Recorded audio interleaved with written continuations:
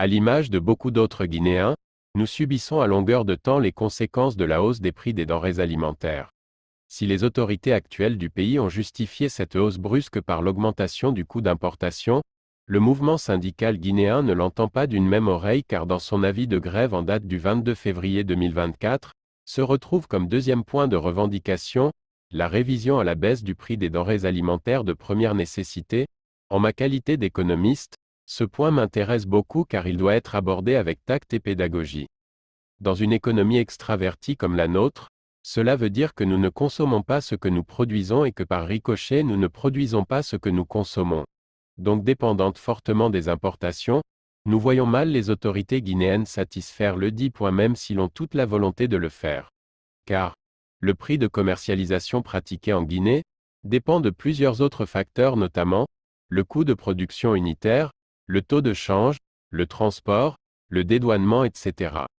C'est pourquoi, le seul facteur sur lequel l'on peut agir directement ici à mon humble avis, c'est le dédouanement. Bonjour, j'espère que vous allez bien, bienvenue sur ma chaîne YouTube. Si vous êtes nouveau n'oublie pas d'abonner, activer la cloche de notification pour que vous ne ratez pas aucune de mes vidéos. Ça fait.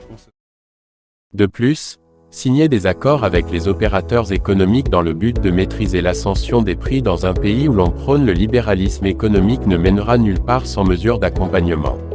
Toutefois, nous saluons l'effort fourni par les autorités de transition à ce niveau à l'approche du Ramadan comme à l'accoutumée, quoique l'effet escompté n'a jamais été observé en Guinée jusque-là.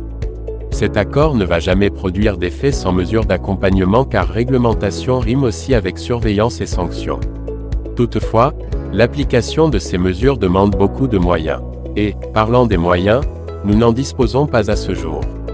Et pourtant, la résolution de cet épineux problème passe forcément par la mise en place d'une politique agricole fiable capable de répondre aux besoins de la population comme l'avait entamé d'ailleurs le ministre Nagnalen Barry. À titre de rappel, la Guinée dispose de 6,2 millions d'hectares de terres cultivables dont 25% seulement sont cultivés annuellement. Le potentiel de terres irrigables est également estimé à 364 000 hectares dont 30 200 hectares actuellement aménagés selon le rapport de la FAO de 2014. Malgré ces potentialités, la Guinée reste encore prédominée par une insécurité alimentaire qui ne fait que gagner du terrain. De plus, au cours de la décennie écoulée, la croissance moyenne annuelle enregistrée par le secteur agricole tourne autour de 4%. À mon entendement, cette situation trouve son explication dans la politique économique menée jusque-là par l'État guinéen.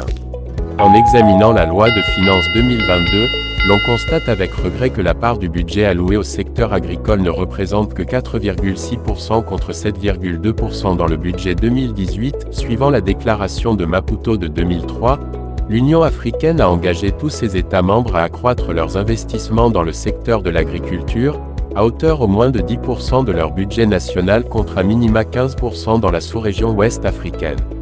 Ce qui est à mon sens déplorable car, tous les économistes du monde entier sont unanimes que l'agriculture est la pierre angulaire du développement et l'industrie son moteur. L'insuffisance de politiques agricoles fiables et la faible part du secteur agricole dans le budget de l'État constituent non seulement un frein au développement de ce secteur pierre angulaire de notre développement économique, mais aussi et surtout, explique à notre sens l'insécurité alimentaire dans laquelle se trouvent les ménages guinéens et la forte dépendance de l'étranger en ce qui concerne les denrées alimentaires. Tant que nous ne prendrons pas conscience des atouts dont nous disposons afin de les utiliser pour répondre à nos besoins, nous allons longtemps tourner en rond mais, nous ne parviendrons jamais à aller de l'avant. La volonté sans action n'a jamais développé un pays.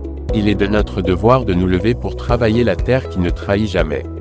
Mais, il est du devoir de l'État aussi d'accompagner les agriculteurs, de protéger leurs champs de l'incendie volontaire, de combattre les délinquants qui incinèrent les champs des citoyens qui investissent plusieurs millions pour développer ce secteur, de remettre notre économie en pleine crise en marche afin de pousser les jeunes qui empruntent le chemin de l'exil à retourner pour travailler chez nous, etc.